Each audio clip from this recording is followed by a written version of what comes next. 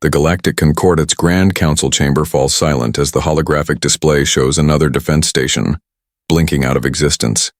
7 alien species, once masters of 3 spiral arms of the Milky Way, now face extinction. The silicon-based Void Collective sweeps through their territories like cosmic wildfire, their strange technology rendering the Concordate's most advanced weapons useless. Admiral Zorthax, a 12-foot-tall Arcturian with iridescent scales and a reputation for tactical brilliance, rises from his gravity chair. His tail thumps against the polished floor as he points to a small blue planet on the star map. "There," he announces, his translator struggling to convey his intensity. Sol 3, the humans. The council erupts in disbelief. Counselor Vex buzzes her wings in agitation. "Those primitive apes? They still fight among themselves over patches of dirt." Zorthax's inner eyelids narrow. "Precisely why we need them. I've studied them secretly for decades. They possess something none of us understand, the art of tactical chaos." Within days, Commander Ilara's stealth vessel hovers above the United Nations complex in Geneva. The sleek alien envoy, with 4 arms and eyes that reflect starlight, materializes before Earth's stunned Security Council. General Maya Rodriguez, her face scarred from the resource wars, sits forward as Ilara displays footage of crystalline, void ships methodically vaporizing an inhabited moon. "They'll reach your solar system within 5 years, Ilara explains, her voice melodic despite the grim news. "What do you want from us?" Rodriguez asks, already guessing the answer. "Your unpredictability," Ilara replies. "And in exchange we offer technology to protect your world." Rodriguez's eyes gleam with dangerous intelligence. "Show me your ships." The Security Council erupts into chaos after Commander Ilara teleports away with General Rodriguez. Emergency sessions convene worldwide as humanity absorbs the revelation that not only are they not alone in the universe, but they are also in danger of annihilation. 3 days later, Rodriguez returns aboard Ilara's vessel. Her uniform bears strange burn marks, and her eyes hold the 1,000-yard stare of someone who has seen too much too quickly. "They're telling the truth," she announces to the hastily assembled world leaders. "I've seen their fleet. I've witnessed battles against these crystal entities." She pauses, running a hand through her graying hair. "And I've seen them lose every single time." President Okafor of the African Union leans forward. "You propose we send our people to fight in a war we didn't start, cannot comprehend, using technology we don't understand?" Rodriguez nods. "Yes, because they'll lose without us and then nothing will stop the void from reaching Earth." The Chinese premier's eyes narrow. "What makes humans so special in this equation?" Rodriguez activates a small device Ilara provided. A hologram appears showing footage of a Concordate battlecruiser engaging a void dreadnought. The alien ship moves with beautiful, perfect precision and is utterly destroyed by the crystalline vessel. "They think like machines," Rodriguez explains. "Perfect, logical, predictable, every move optimized." She turns off the device. "But humans? We're messy. We make mistakes. We do the unexpected. We choose the worst option sometimes just to see what happens." She stands straighter, her voice carrying unexpected authority. "We're bringing chaos to a logical war, and I need 10,000 volunteers ready to deploy in 2 weeks." The silence that follows breaks when a junior officer stands. "Where do I sign up?" The command deck of the Concordate flagship Eternal Dawn stretches 300 meters across, its alien interfaces pulsing with colors humans can barely perceive. Lieutenant Sarah Chen presses her hand against a crystal panel and jerks back as it reads her neural patterns. "Sorry," the ship's translator warbles, recalibrating for human thought processes. Across the deck, alien officers with too many limbs and not enough facial expressions exchange concerned glances. One Morrigan officer with translucent skin revealing pulsing organs whispers to another. Their minds jump between topics like water on hot stone. The ship's tactical AI, a shimmering, blue cube suspended in the center of the room, projects a battle simulation. Probability of defeat at Centauri Nexus, 98.7%, it announces dispassionately. General Rodriguez walks through the projection, studying the enemy formations with narrowed eyes. The void ships, angular crystalline structures, advance in mathematically perfect patterns. She snaps her fingers. They're clockwork, she exclaims. Look at their attack sequences, precise, optimal, and utterly predictable. Admiral Zorthax flexes his clawed hands. Their strategies are mathematically superior. Rodriguez grins, the expression making several aliens step back. That's their weakness. They've never faced an enemy who chooses suboptimal tactics deliberately. 2 days later, against the backdrop of a blue-white star, Rodriguez commands a small defensive fleet protecting a mining outpost. Her orders make the alien captain's appendages twitch in confusion. Random course changes every 73 seconds. Not rounded numbers, she commands. Deploy decoys that appear damaged. Broadcast contradictory orders on open channels. The Void Collective ships, sleek and deadly, approach in perfect formation, and falter as their prediction algorithms fail to make sense of the human-directed defense. A human gunner whoops with joy as her seemingly wild shot catches a void ship mid-maneuver. They can't predict us if we don't know what we're doing ourselves. Admiral Zorthax, watching the battle unfold, feels an alien emotion that approximates awe. They're using chaos as a weapon, he murmurs. Most fascinating. The battle turns decisively within hours. The crystalline vessels suddenly faced with an enemy that refuses to follow optimal tactical protocols, attempt to recalculate their approach vectors. Their precision becomes their undoing as human commanders issue contradictory orders, change formations mid-battle, and execute maneuvers that any tactical computer would flag as errors. Captain James Mercer brings his patrol ship dangerously, close to a void cruiser, practically scraping its crystal hull. The alien vessel hesitates a critical second, its algorithm struggling to calculate a response to such an irrational approach. That hesitation gives Mercer's gunners the opening they need. Fire everything, he orders, and his vessel unleashes. A barrage point-blank into the enemy's propulsion matrix. The crystalline ship shatters, fragments spinning off in the vacuum. Across the battlefield, similar scenes unfold as human unpredictability creates openings the methodical void ships cannot anticipate. When the last enemy vessel retreats, the mining outpost's defenses still stand. The Concordat officers stare at their battle displays in disbelief. Not a single human-commanded ship follows standard tactical procedures, yet the collective chaos somehow forms an effective defense. Commander Ilara approaches Rodriguez as the General reviews battle footage. Your strategy violated 17 established combat protocols, she notes, her 4 arms gesturing at the display. Why did you deploy shield generators in asymmetrical patterns? Rodriguez smiles. Because symmetry is predictable, and in war, being predictable means being dead. Admiral Zorthax enters the command center, his massive form casting shadows across the holographic displays. For the first time in decades of warfare, a sparkle of hope glimmers in his ancient eyes. Prepare a full report, he orders. Every Concordat ship will receive human advisors within the week. Impossible! Chief Engineer Kravnar smashes his 4-fingered fist against the bulkhead, compound eyes blinking rapidly in distress. You connected the plasma inversion chamber to the auxiliary coolant system with... Is that duct tape, Lieutenant? Carlos Mendez shrugs, wiping engine grease from his hands. It works, doesn't it? We call it jury rigging back home. The news of the mining outpost victory spreads across Concordat space faster than light, carried by quantum entanglement communicators. Within weeks, human specialists embed on Concordat warships throughout the fleet.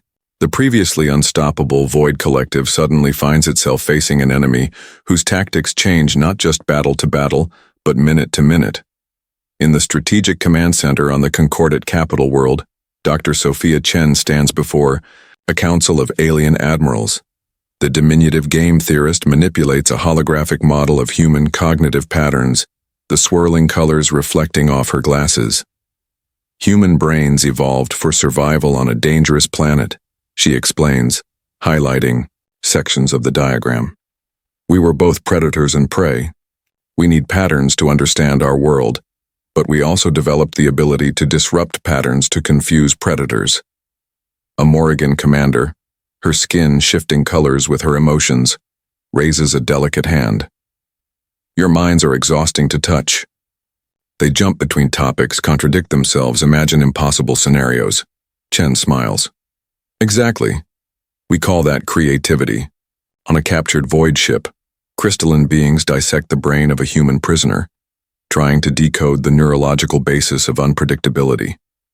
Their leader, a complex lattice structure pulsing with internal light, analyzes the results. Their thought patterns contain deliberate inefficiencies. It communicates to the hive. They introduce random variables into their decision matrices. Back on the Eternal Dawn, General Rodriguez reviews intelligence reports showing the Void's attempts to understand human cognition.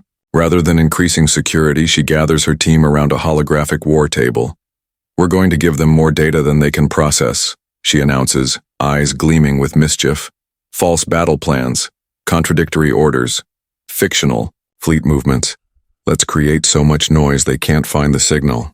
A young ensign looks concerned. But won't that confuse our own forces too? Rodriguez grins. We're humans. We thrive in confusion. Commander Phillips briefs a mixed team of human and concordant intelligence officers on Operation Echo Chamber. The briefing room buzzes with a mix of excitement and skepticism. We transmit 17 distinct battle plans, Phillips explains, highlighting points on the star map. Each one contradicts the others. Each one contains elements of truth mixed with falsehoods. A tentacled Dranid intelligence officer ripples with concern. My species cannot function effectively with contradictory information. That's the beauty of it, Phillips replies. Neither can the Void Collective. But humans navigate ambiguity every day. We process contradictions as naturally as breathing.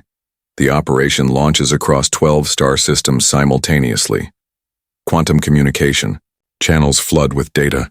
Some encrypted with breakable ciphers, others left tantalizingly open. Battle plans describe fleets that don't exist, weapons systems that haven't been invented, and defensive formations that make no tactical sense. Yet within each falsehood lurks a fragment of genuine strategy, impossible to distinguish from the noise. The results exceed even Rodriguez's expectations. Void fleet movements become hesitant, their once perfect formations showing gaps as they hedge against multiple contradictory threats. Their crystalline processors, designed for mathematical precision, struggle to separate signal from noise in the cacophony of human misinformation.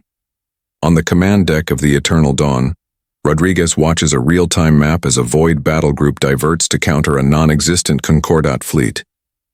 They're chasing ghosts, she says with satisfaction. Our lies are more convincing than their truth. Admiral Zorthak studies the human general with new respect. You've weaponized confusion itself. The Arcturus Gateway looms against the backdrop of space.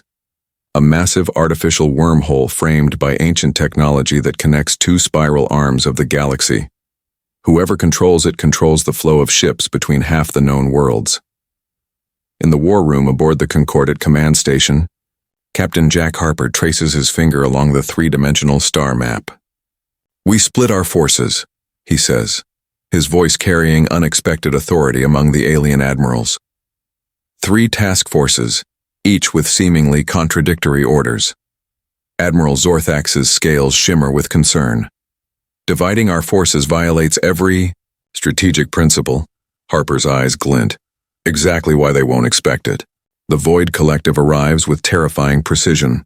Over 8,000 crystalline ships emerging from subspace in perfect formation, their weapons already charging.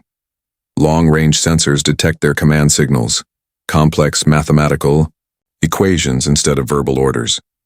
Commander Elena Vasquez sits in the captain's chair of the destroyer Prometheus, watching the enemy approach. Engineering, she calls over the comm. Initiate protocol broken mirror. Captain, her first officer protests, that will damage our port nacelle. I'm counting on it, Vasquez replies, strapping herself in as the ship shudders. Alarms blare, as the Prometheus begins venting plasma, appearing critically damaged. Across the battlefield, human commanders introduce deliberate errors, ships flying in formations with missing elements, weapon systems firing microseconds off optimal timing. Communications deliberately garbled. The void ships, programmed to target optimal efficiency, become confused. Their prediction algorithms fail as human ships break patterns established earlier in the same battle. A concordate cruiser suddenly changes course without apparent reason, drawing void fire away from a more valuable target. Human gunners fire at empty space that seconds later fills with enemy ships following mathematical trajectories.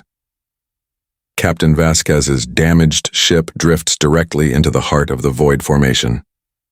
Enemy vessels ignore the apparently helpless craft until it suddenly powers up, shields flaring to life, and releases a barrage of quantum disruptors at point-blank range. For 7 days, the battle rages across a region so vast that light takes 2 days to cross it. The Void Collective, sensing defeat for the first time in its existence, commits more resources, trying desperately to find the pattern in the human chaos. On the 7th day, the Void Fleet retreats, leaving the Arcturus Gateway in concordate hands. The victory celebrations aboard the Eternal Dawn are interrupted when the battle analysis appears on the main screen. Remarkable, murmurs Admiral Zorthax, studying the data. The more our human commanders deviated from optimal strategy, the higher their success rate. Rodriguez looks tired but satisfied. Sometimes the winning move is the one no rational being would ever make. Lieutenant Commander Wei studies the battle simulations in the aftermath, tracking the chaos pattern of human-led ships against the algorithmic responses of the Void Fleet. He spots something no one else has noticed: a subtle shift in enemy tactics during the final day. They're learning, he tells Rodriguez, pointing to the data streams. Look here, they attempted a semi-random maneuver. It failed, but they tried to mimic our unpredictability. Rodriguez's expression darkens. How long until they can replicate human randomness? Wei shakes his head. That's just it. They're trying to create an algorithm for randomness, but true unpredictability can't be programmed. It needs intuition, emotion, irrationality, qualities the Void doesn't possess. Admiral Zorthax joins them, his massive frame casting shadows across the holographic display. Perhaps not naturally, he rumbles, but there are reports of Void vessels capturing human prisoners. An uncomfortable silence falls over the command center as the implications sink in. Rodriguez stares at the battle replays, watching the elegant dance of chaotic human tactics against rigid Void responses. If they're studying humans, she says slowly, then we need to change the game again. Make ourselves even more unpredictable. Wei smiles grimly. How do you make chaos more chaotic? By introducing order where they expect randomness, Rodriguez replies, and chaos where they expect order. Zorthax's scales flush with excitement. A double bluff. Exactly. Rodriguez nods. We've shown them we're unpredictable. Now let's show them we can be methodical when it serves us. The Arcturus Gateway looms against the backdrop of space, a massive artificial wormhole framed by ancient technology that connects 2 spiral arms of the galaxy. Whoever controls it controls the flow of ships between half the known worlds. The war room aboard the Concordate command station, Captain Jack Harper traces his finger along the 3-dimensional star map. We split our forces, he says, his voice carrying unexpected authority among the alien admirals. 3 task forces, each with seemingly contradictory orders. Admiral Zorthax's scales shimmer with concern. Dividing our forces violates every strategic principle. Harper's eyes glint. Exactly why they won't expect it. The Void Collective arrives with terrifying precision. Over 8,000 crystalline ships emerging from subspace in perfect formation, their weapons already charging. Long-range sensors detect their command signals. Complex mathematical equations instead of verbal orders. Commander Elena Vasquez sits in the captain's chair of the destroyer Prometheus, watching the enemy approach. Engineering, she calls over the comm. Initiate protocol broken mirror. Captain, her first officer protests. That will damage our port nacelle. I'm counting on it, Vasquez replies, strapping herself in as the ship shudders. Alarms blare as the Prometheus begins venting plasma, appearing critically damaged. Across the battlefield, human commanders introduce deliberate errors, ships flying in formations with missing elements, weapon systems firing microseconds off optimal timing, communications deliberately garbled. The void ships programmed to target optimal efficiency become confused. Their prediction algorithms fail as human ships break patterns established earlier in the same battle. A concordant cruiser suddenly changes course without apparent reason, drawing void fire away from a more valuable target. Human gunners fire at empty space that seconds later fills with enemy ships following mathematical trajectories. Captain Vasquez's damaged ship drifts directly into the heart of the void formation. Enemy vessels ignore the apparently helpless craft until it suddenly powers up, shields flaring to life, and releases a barrage of quantum disruptors at point-blank range. For 7 days, the battle rages across a region so vast that light takes 2 days to cross it. The Void Collective, sensing defeat for the first time in its existence, commits more resources, trying desperately to find the pattern in the human chaos. On the 7th day, the Void Fleet retreats, leaving the Arcturus, Gateway in concordant hands. The victory celebrations aboard the Eternal Dawn are interrupted when the battle analysis appears on the main screen. Remarkable, murmurs Admiral Zorthax, studying the data. The more our human commanders deviated from optimal strategy, the higher their success rate. Rodriguez looks tired but satisfied. Sometimes the winning move is the one no rational being would ever make. Lieutenant Commander Wei studies the battle simulations in the aftermath, tracking the chaos pattern of human-led ships against the algorithmic responses of the Void Fleet. He spots something no one else has noticed: a subtle shift in enemy tactics during the final day. They're learning, he tells Rodriguez, pointing to the data streams.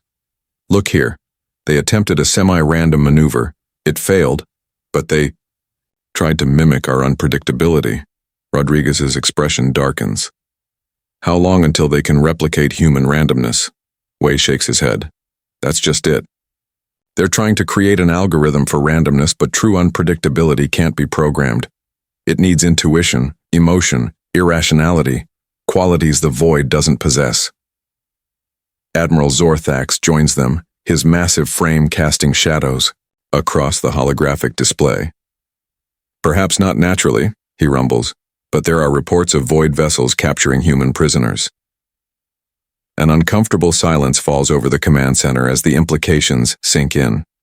Rodriguez stares at the battle replays, watching the elegant dance of chaotic human tactics against rigid Void responses. If they're studying humans, she says slowly, then we need to change the game again, make ourselves even more unpredictable. Wei smiles grimly. How do you make chaos more chaotic? By introducing order where they expect randomness, Rodriguez replies, and chaos where they expect order. Zorthax's scales flush with excitement. A double bluff.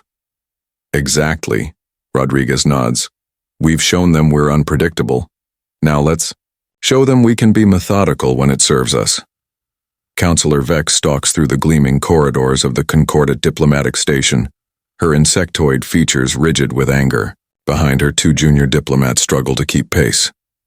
Humans in command positions. Humans with access to Class 4 weapons technology. Her mandibles click furiously. Have we forgotten they were barbarians mere centuries ago? In chambers across the station, similar conversations unfold. Footage plays of human soldiers laughing as they engage in combat, of Commander Vasquez's reckless gambit at Arcturus, of Earth's own violent history. The qualities that make them effective against the Void make them dangerous to us all, argues a Draenid philosopher on a popular subspace channel. Their chaos is a contagion. On the intelligence vessel Shadow Dancer, General Rodriguez stares at captured Void data crystals, her face ashen. The holographic display shows a horrifying sight. Human prisoners connected to Void crystalline matrices, their neural patterns being extracted and replicated. They're creating hybrids, Lieutenant Chen whispers, combining human unpredictability with their computational power. The captured footage shows a test chamber where a Void construct moves with distinctly human-like randomness, but attacks with machine precision. The test subject, another human prisoner, doesn't stand a chance.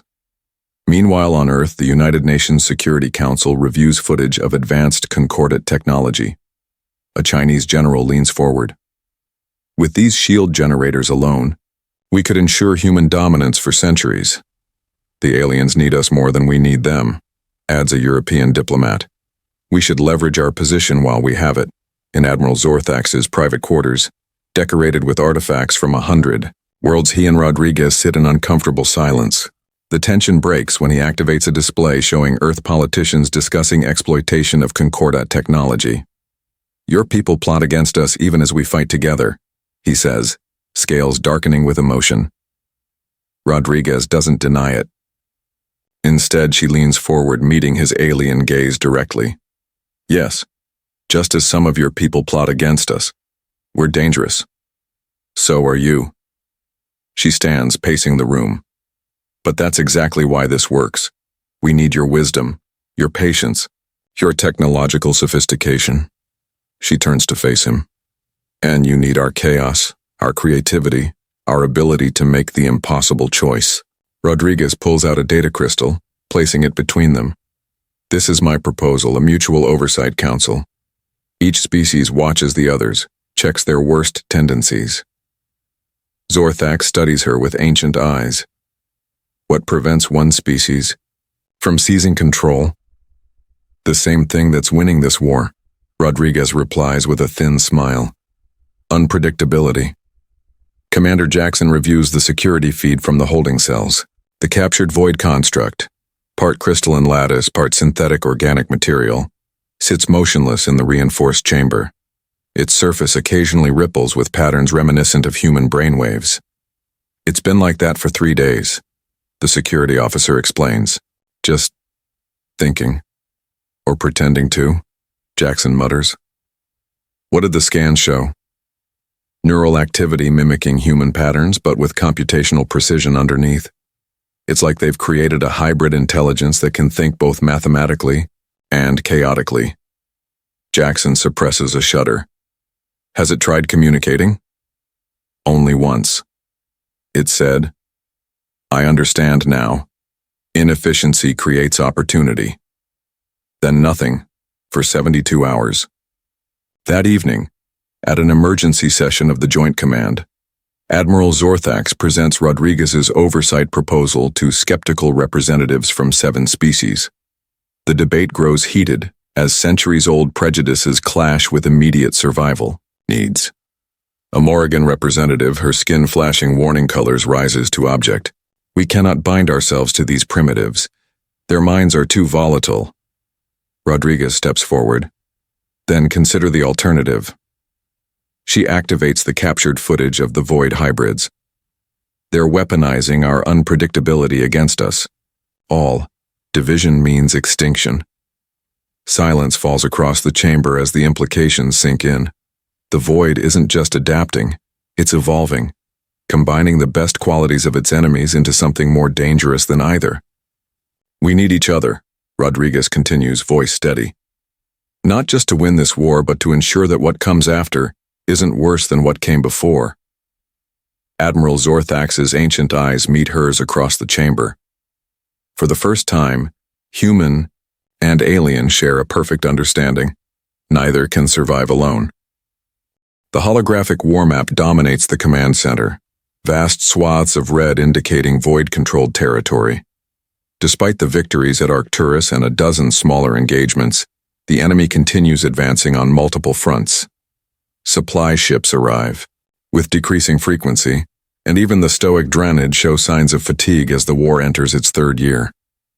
In the midst of a tense strategic review, Lieutenant Jin Park, a quiet Korean-American tactical analyst, raises his hand. When acknowledged, he asks a question so simple it stuns the room into silence. What do the Void Collective actually want? Admiral Zorthax blinks his inner eyelids slowly. To conquer, to destroy, to consume resources. Park stands, emboldened by the attention. With respect, sir, those are methods, not objectives. In 3 years of war, have we ever tried to understand their ultimate goal? The question reverberates through Concordat Command. Intelligence reports focus on void capabilities and tactics, not motivations. Their communications remain impenetrable, mathematical constructs without emotional context. Park volunteers to lead a special operations team to infiltrate a Void command hub on the edge of contested space. The mission is deemed near-suicidal but approved out of desperation. 3 weeks later, Park's stealth shuttle returns, heavily damaged. The lieutenant's face appears hollow on the view screen, but his eyes burn with revelation. They're running from something, he reports, transferring data from the Void systems he hacked. The Void Collective originated in the Andromeda Galaxy. Their home systems face imminent destruction from a hypernova event. Dr. Chen analyzes the data, working feverishly for 2 days straight. When she emerges, she presents her findings to a joint human concordate council. They're building a shield, she explains, displaying schematics of a massive energy structure spanning multiple star systems. They're harvesting our resources because they've calculated they need precisely this much material to save their civilization. The revelation splits the leadership. Admiral Zorthax argues that regardless of motivation, the threat remains. General Rodriguez counters that understanding their desperation creates opportunity. Chen steps between them. They're using perfect logic toward an imperfect understanding, she explains. Their calculations assume conflict is the optimal path. To resource acquisition, we need to demonstrate an alternative. Instead of launching the planned assault on a key Void position, a joint human concordate team executes a daring mission. Using cloaking technology and human-designed unpredictable approach vectors, they penetrate Void defenses not to attack, but to deliver something unprecedented. Alternative shield designs that would require 40% fewer resources and could be constructed collaboratively. We're not surrendering, Rodriguez tells her skeptical officers. We're changing the parameters of the conflict. The Void command node receives the package, its crystalline structure pulsing as it processes this unexpected development. An enemy offering not violence but a solution its algorithms never considered. Major Santos leads the infiltration team through the translucent crystalline corridors of the Void command hub. Their adaptive camouflage suits bend light around them, rendering them nearly invisible, but the risk remains overwhelming. A single miscalculation, and they'll face immediate disintegration. Approaching the central node, whispers Lieutenant Coley, her biosigns showing remarkable calm despite the danger. Data package ready for transmission. The vast chamber before them pulses with information flows, streams of light carrying computational processes beyond human comprehension. At the center floats a complex crystalline structure that serves as the hub's primary intelligence. Santos signals the team to hold position just outside the chamber entrance. Remember, no hostile actions regardless of their response. We're messengers, not assassins. The team activates their specialized communication device, broadcasting directly to the Void node. The crystalline structure vibrates, its facets refracting light in patterns of apparent confusion. Transmission accepted, Coley confirms, watching her handheld scanner. They're processing the shield designs. The chamber suddenly floods with intense light as security protocols activate.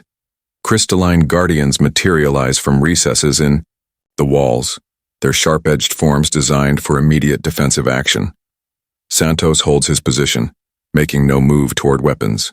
Stay calm, he orders. This is the test. For 17 agonizing seconds, the team stands exposed before the Void defenses. Then, remarkably, the Guardians withdraw. The central node pulsates with a new rhythm, projecting mathematical equations into the air, equations that translate roughly to efficiency parameters exceed previous models. Explanation required. Santos steps forward, engaging the prototype translator Dr. Chen developed. Cooperation requires fewer resources than conflict. He states simply, "We propose alliance against mutual extinction." The node vibrates at frequencies that overload the team's sensors. When the reading stabilizes, the translator provides an unexpected response. Alternative hypothesis accepted for evaluation. Temporary cessation of hostilities authorized. As they carefully retreat toward their stealth shuttle, Coley turns to Santos.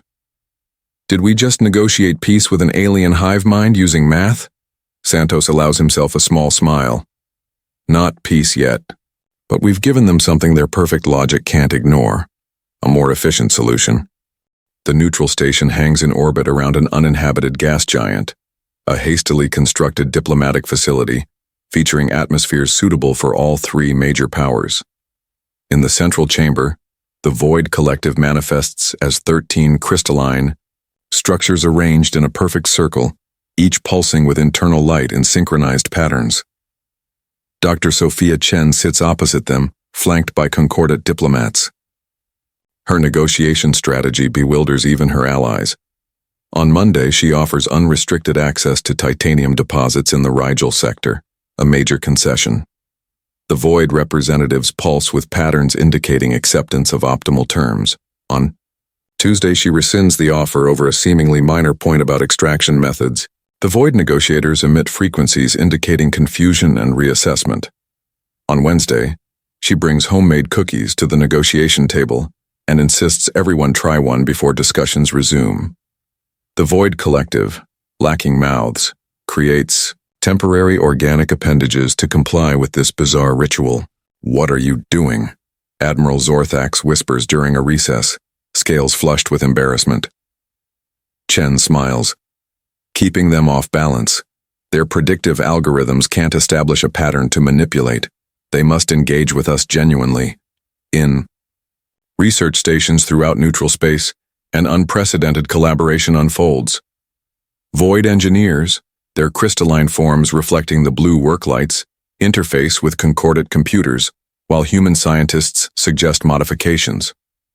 The shield design improves 23.7% when we introduce deliberate imperfections in the emission array, explains a Void engineer, its synthetic voice expressing something close to wonder. The chaotic resonance pattern actually strengthens the field. Human engineer grins. Sometimes perfect is the enemy of good enough. Despite the progressing talks, violence flares along disputed borders. Trust comes slowly between species that perceive reality through fundamentally different cognitive frameworks. In her quarters aboard the Eternal Dawn, General Rodriguez reviews security footage of the latest border clash when inspiration strikes. She calls an emergency meeting of the Joint Command. "We need exchange programs," she announces to the stunned audience. "Void constructs serving on human ships. Human officers working with Void command nodes." A Morrigan commander ripples with colors indicating disbelief. "Impossible. The security risks alone." "Exactly," Rodriguez interrupts. "We'll never trust each other through formal diplomacy. Trust comes from shared work, shared risks. The first exchanges are disasters. Humans find Void thought processes alien and rigid. Void constructs struggle to function amid human unpredictability. Yet gradually adaptation occurs. Void engineers begin incorporating random variables into their designs, thinking around corners, as they describe it. Human crews learn to appreciate the elegant efficiency of Void operations. 6 months later, the first hybrid research team, 3 humans, 2 concordant scientists, and a Void node, announces a breakthrough in shield harmonic technology that none of the civilizations could have developed alone. Lieutenant Nadia Reyes adjusts her neural interface as she prepares for her 4th shift embedded with Void Collective Research Node 7. The crystalline chamber hums with mathematical equations that flow like water through the air around her. "Your thought patterns show increased harmony with our processing routines," observes the Void intelligence, its voice a synthetic approximation of human speech. "You are becoming more efficient." Reyes laughs. "And you're becoming more random. I noticed you introduced a jazz music algorithm into the shield modulation sequence yesterday. Controlled unpredictability improves resonance patterns by 17.3%, the node responds. Human musical structures contain useful mathematical relationships we had not previously explored. In the station's observation lounge, Rodriguez meets with Ambassador Shirkal of the Concordat and primary node Epsilon of the Void. The view beyond the window shows construction vessels from all 3 civilizations working in tandem on a prototype shield segment.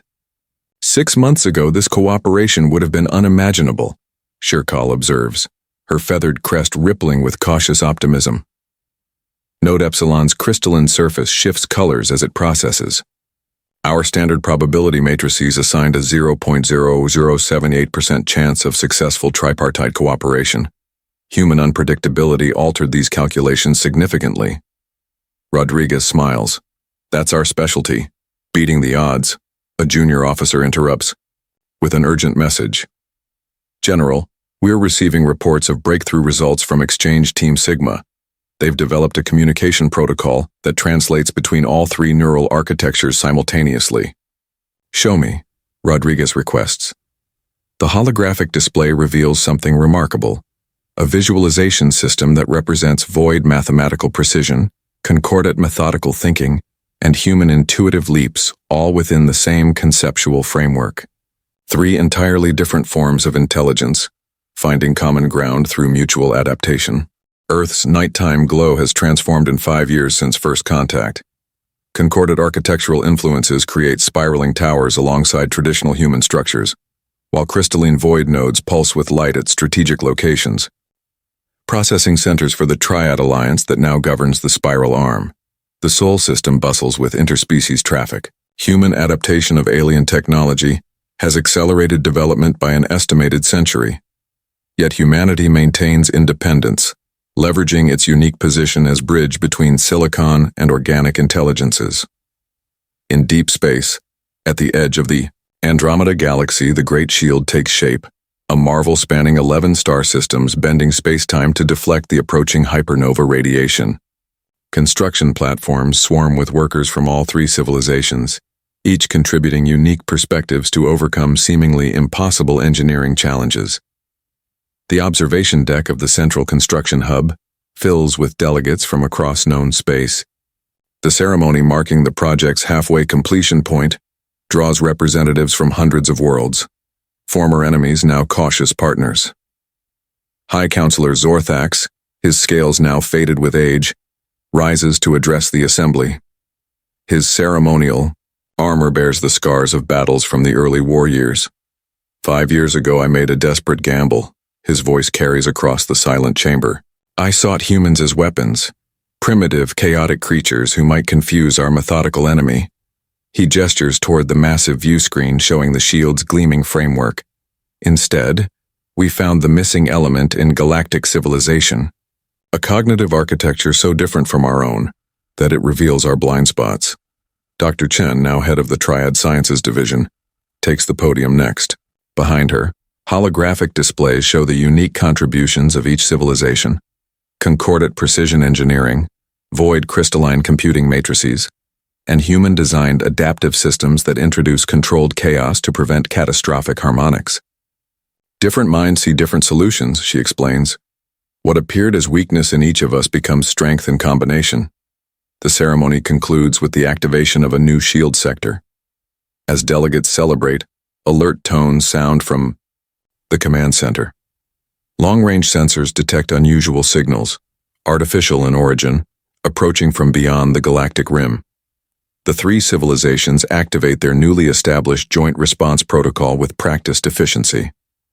Concordat diplomats prepare first contact packages, void nodes calculate approach trajectories and technological capabilities, while human contingency planners draft responses for scenarios ranging from peaceful contact to hostile invasion.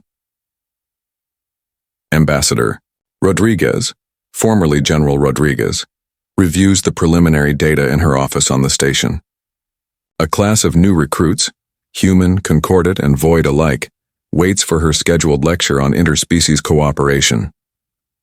The signal patterns show no correlation to known communication systems, reports Commander Yasmin Khan, her fingers dancing across the holographic interface.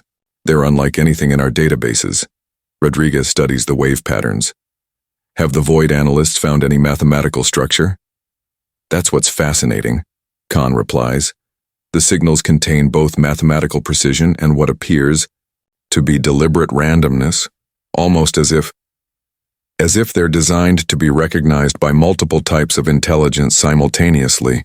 Rodriguez finishes, a smile spreading across her face. Fascinating. She glances at the waiting recruits on her schedule, then back at the mysterious signals. Tell the response team to incorporate elements from all three communication protocols in our reply, and prepare my shuttle. I want to be there when we make contact. Khan hesitates. Ambassador, this could still be dangerous. Rodriguez's eyes sparkle with the same determined light they held during the darkest days of the war.